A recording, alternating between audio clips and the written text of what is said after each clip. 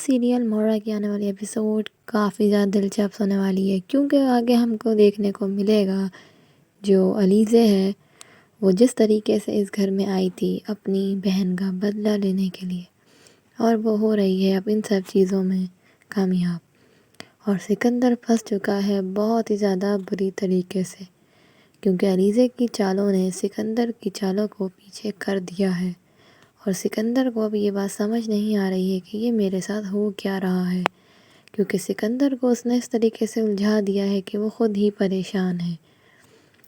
اس کے سامنے یہ راز کھل چکا ہے کہ انوشا مر گئی ہے، لیکن وہ اس بات کو ماننے کو بالکل بھی تیار نہیں ہے کہ انوشا مر گئی ہے، کیونکہ اس کے ساتھ بہت دفعہ ایسے سین ہو گئے ہیں، جیسے کہ اس کے روم میں بریسلیٹ کا آنا اور اس کو کچھ پھول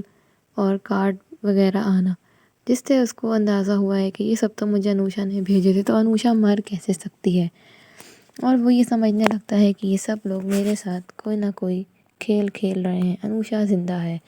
اور دوسری جگہ دکھائیں گے جو سکندر کی ماں ہے، اس کو بھی پولیس اٹھا کر لے گئی ہے کسی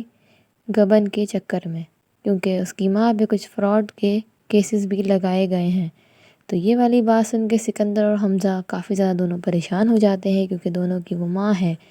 اور دوسری جگہ دکھائیں گے کہ ان دونوں کا باپ بھی کافی زیادہ پریشان ہو رہا ہوتا ہے، اور وہ یہی سوچ رہا ہوتا ہے کہ میری کتنی زیادہ بدنامی ہوگی آفس میں اور محلے میں اور ادھر ادھر،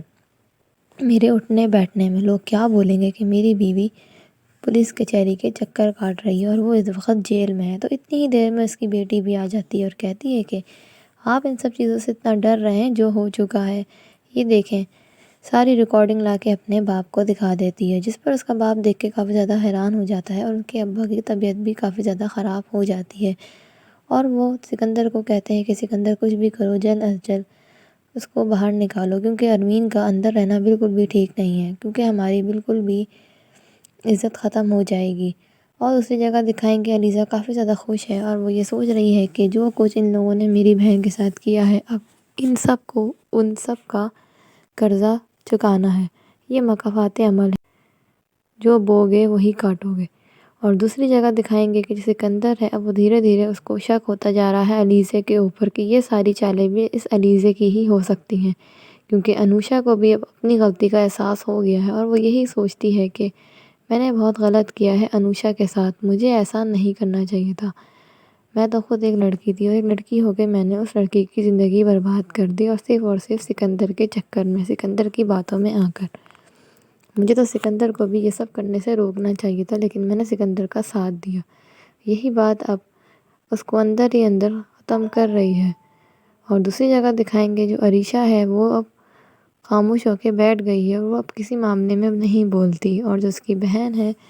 وہ اب کافی زیادہ رو رہی ہوتی ہے اور کہتی ہے کہ بھائی یہ سب کچھ پتہ نہیں، مجھے تو ایسا لگتا ہے کہ جیسے ہم نے کوئی ایسی غلطی کی ہے جس کا خمیازہ ہمیں بھگتنا پڑ رہا ہے، اور یہ ساری باتیں اس کے دماغ میں گھوم رہی ہوتی ہیں سکندر کی، کیونکہ اس نے انوشا کے ساتھ بہت غلط کیا ہوتا ہے۔ ویسے آپ کو یہ ڈرامہ کیسا لگتا ہے مجھے کامنٹ سیکشن میں ضرور بتائیے گا، اور آگے ڈرامے میں ہمیں کیا دیکھنے کو ملے گا اس کی رائے کا اظہار بھی ضرور کیجیے گا۔ انشاءاللہ نیکسٹ ویڈیو میں ملتے ہیں، جب تک کے لیے